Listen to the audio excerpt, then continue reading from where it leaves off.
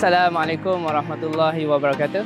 Okey, hari ni kita nak tabur baja Black Wizard Yellow. Baja yang ni untuk pasar pemutikan bunga.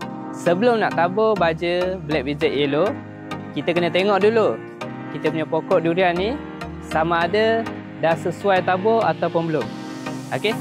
Kalau macam sekarang musim panas, memang kalau ikutkan memang dah sesuai dah untuk kita pakai Black Wizard Yellow.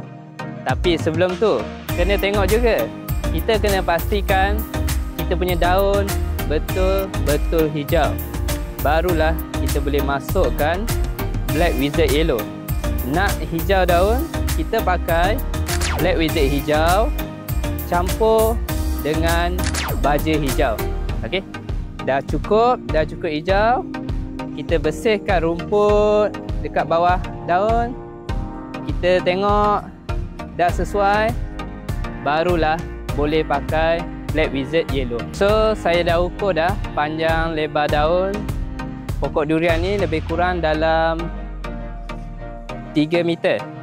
Jadi 3 meter 2/2. Jadi penggunaan baja Black Wizard Yellow kita guna dalam 2 minggu sekali, lebih kurang dalam 700 gram. Akan tabur sekeliling pokok ni. Okey.